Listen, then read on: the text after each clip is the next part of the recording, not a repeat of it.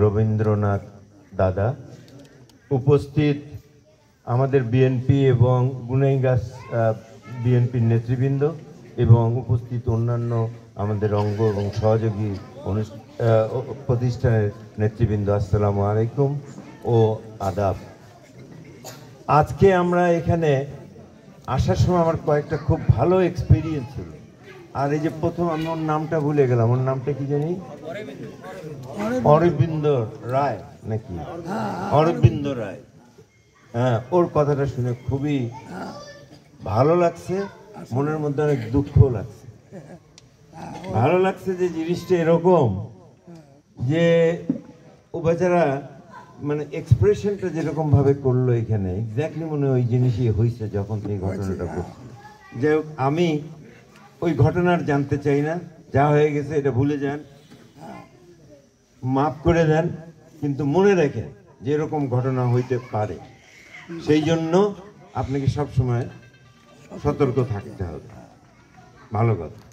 আরেকটা, এখানে আসলাম, আমাকে ওইখানে দেখালো ওই যে শ্মশান, যে এই শ্মশানটা করতে হবে, ওরা অনেক পিঠাপিঠি করতেছে। আমি বললাম যে ঠিক আছে, বলে এইখান থেকেই দেখা যাবে। তবে দেখলাম আমি বললাম শোনেন, আমার নাওডাঙ্গাতে ওইখানে আমার মানে বাপের যে সম্পত্তি ওইটা থেকে আমি ভাগ পাইছিলাম, তো ওইটা পড়ে গেছে শ্মশান, মানুষের শ্মশান করে ফেলছিল আর কি। তো পরে আমি ওটা রেজিস্ট্রেশন করে দিছি আমি তাদেরকে, আমার পার্সোনাল সম্পত্তি আর কি। তো ওই জন্য আমি বললাম যে শোনেন, আমি ওইটা দেওয়ারও লোক, অসুবিধা নাই আপনাদের, আমি আপনাদেরকে সহযোগিতা করব যতটুকু পারি। তারপরে আবার মজার হলো যে আমাদের ওইখানে যে মেম্বার আসলো, মানে গত বাবলু, হ্যাঁ ও দেখছি না যে এখন ও পিছনে, হ্যাঁ, তো ওর কাছে যে ঘটনাগুলো শুনলাম খুবই ভালো লাগলো। এই এরিয়ায়, এই এলাকায় যে এক নম্বর হলো যে আপনারা সকলেই যে নৌকায় ভোট দেন, এটা প্রমাণ হলো না, এটা মিথ্যা কথা হয়ে গেল এটা।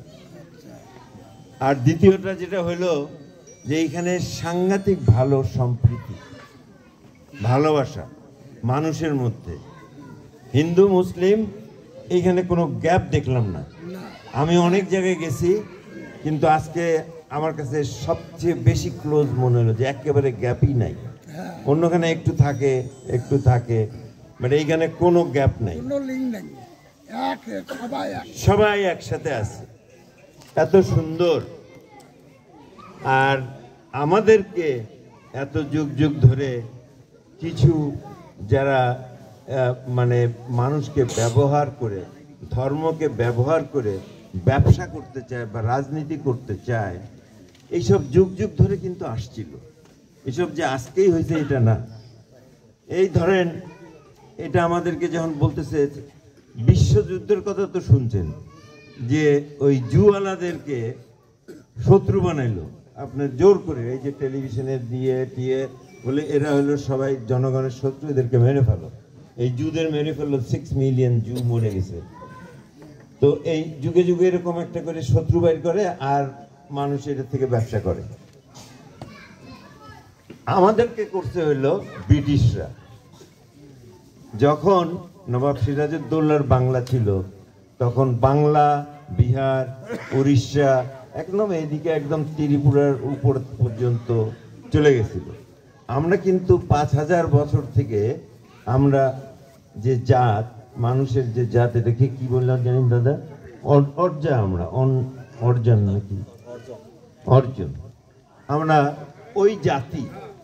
আমাদের ব্লাড, আমাদের চাল চলন, আমাদের মুখের ভাষা, আমাদের খাওয়া দাওয়ার স্টাইল, মানে সব কিছু একদম এক। আমরা দুইটা, আমাদেরকে খালি একটাই তফাৎ, এটা অনেক আগের থেকে চলে আসছে। একটা হইলো আমরা মসজিদে যাই নামাজ পড়তে, আর হিন্দু ভাইরা যায় মন্দিরে পূজা করতে। এই এতটুক খালি তফাৎ ছিল। তা নাহলে যদি আপনারা খুব ভালো বন্ধু হইতেন, আমি জানি না এখানে অনেকে আছে যে ভালো একদম ক্লোজ বন্ধু আছে, দুই বন্ধু ছোটবেলার থেকে বড় হয়েছে, হ্যাঁ, তাহলে কিন্তু ওরা জানে যে কখন বাসায় যাওয়া যাবে না, কখন পূজা হচ্ছে, কি হচ্ছে না হচ্ছে, ওরা কিন্তু একটা খুব সুন্দর রিলেশনশিপ মেনটেন করে, তাই না? তো এটাই হলো ব্যাপার। আমরা খুবই আনন্দিত আজকে যে কারণে আসছি। এটা একটা, এই যে এটা দেখলেন, এটা একটা, আমি মনে করি যে এইবার যে আমরা ছাত্র জনতা যে বিপ্লবটা করলাম, এই বিপ্লবের একটা ফল হিসেবে কিন্তু এগুলারও ভালো হচ্ছে এখন আমাদের দেশে। কেননা বিপ্লবের একটা ছোট্ট ব্যাপার ছিল, তাই না? মানুষের চাকরি নিয়ে বৈষম্য ছিল। এইটার থেকে এই শুরু হলো এক দফা হাসিনাকে চায় না।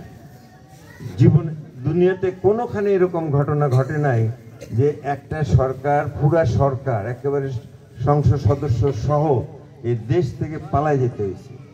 আপনারা জানেন ইরশাদ সাহেব, উনিও কিন্তু ওনার বিরুদ্ধে আমরা রেভলিউশন করছি 90 সালে। তখন কিন্তু উনি মানে এই দেশেই ছিলেন, পালায় নাই। খালেদা জিয়া পালায় নাই, উনিও এখানে ছিলেন। এই প্রথমবার বাংলাদেশের ইতিহাসে এরকম একটা ঘটনা। নিশ্চয়ই উপরওয়ালা সৃষ্টিকর্তা বা আল্লাহর এমন একটা কুনজরে পড়ছিল তারা এই অকাম কুকামের জন্য, এটা আর ছাড় দিতে পারে নাই। তাদের অনেক মানে ধ্বংস হয়ে গেছে একদম টোটালি এই দেশ থেকে। এখন কবে তারা এসে এখানে রাজনীতি করতে পারবে, কবে কি হবে, এটা বলা খুব মুশকিল। আগে আমরা যখন ইলেকশন করতে আসতাম তখন বলতাম যে আওয়ামী লীগের ক্যান্ডিডেট এটা আর বিএনপির ক্যান্ডিডেট এটা, কেননা বাংলাদেশের দুইটাই বড় পার্টি ছিল। তো এখন সেখানে আওয়ামী লীগ আসতে পারতেছে না, আসতেও পারবে না। তো এখন অন্য পার্টি কারা আছে, সে পার্টিগুলো তো দেখতে হবে। আওয়ামী লীগ না আসলে আমরা আসতাম পাওয়ারে, তার মানে এবার আমরা পাওয়ারে আসার সম্ভাবনা খুব বেশি।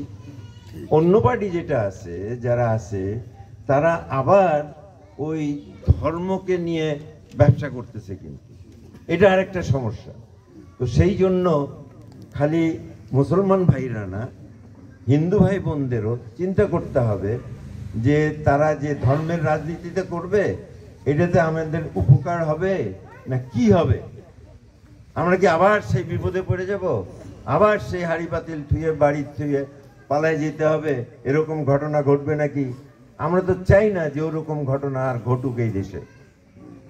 তো আমাদের যে নেতা, আমাদের কি বলে অ্যাক্টিং চেয়ারপারসন জনাব তারেক রহমান, উনি গত পূজার আগে একটা মেসেজ পাঠিয়েছিলেন সবাইকে, যে যাতে আমরা স্পেশালি আমাদের কাছে নেতাকর্মীদের কাছে, যে আমাদের যেটা স্পষ্ট ভাষা, এক কথায় সকলেই বাংলাদেশের এবং বাংলাদেশের আমাদের সকলের অধিকার।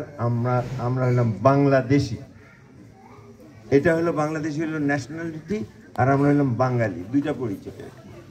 বাংলাদেশি, এটার মধ্যে ধর্ম টর্ম বর্ণ বলে কোনো ব্যাপার নেই। আপনারা এইবার দুর্গাপূজা যাতে সুষ্ঠুভাবে হয় সেটার জন্য আপনারা চেষ্টা করবেন। আর যে এলাকায় কোনো গন্ডগোল হবে সেই এলাকার নেতাদেরকে পানিশমেন্ট দেওয়া হবে, এরকমভাবে উনি ইনস্ট্রাকশন দিয়েছেন সেই লন্ডন থেকে। তো বোঝেন ওনারা কতটুক। শহীদ প্রেসিডেন্ট জিয়া রহমান যেরকম ছিলেন, বাপের ছেলে তো বাপের মতোই হবে, তাই না? নিশ্চয়ই হবে। অনেক মানুষে অনেক কিছু বলে, যে মানে ওই অনেক সময় এইসব পলিটিক্যাল ভাবে তাদেরকে ইউজ করা হয় বলে সত্যি কথাটা অনেক সময় শোনা যায় না। উনি কিন্তু আমার সাথে দেখা হয়েছে গত 3 মাস আগে, অনেক দিন পরে।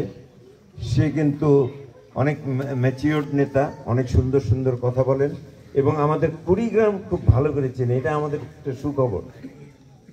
সে খুব ভালো করে কুড়িগ্রাম চেনে, একেবারে নাগেশ্বরীর থেকে আরম্ভ করে রৌমারি এদিকে পুরো চেনে। তা আমি তাকে বললাম আমাদের এই এলাকার সমস্যাগুলো, উনি সব শূন্য ধৈর্য ধরে 1.5 ঘন্টা, তারপরে বলল যে ঠিক আছে। আমার প্রত্যেকটা কথায় সে কিন্তু কাটাকাটি করছে, যে আপনি যে এটা চাচ্ছেন কেন, এটা চাচ্ছেন কেন, এটা চাচ্ছেন কেন, কিভাবে আপনি সলভ করবেন, সব ডিটেলস আমাকে জিজ্ঞেস করলো। আমি মনে হয় তার সমস্ত অ্যান্সার আমি দিয়ে আসতে পারছি বলে আমাকে হয়তো নমিনেশন দিছে, এবং কুড়িগ্রামে আমি যাদের কথা বলছি তারাই নমিনেশনটা পাইছে। তো আমি খুব খুশি যে আমাদের নেতা যদি প্রাইম মিনিস্টার হয়, তাহলে আমাদের এসব ছোটোখাটো মন্দিরের প্রবলেম, শ্মশানের প্রবলেম কি থাকে? ওটা কোথাও থাকবে না।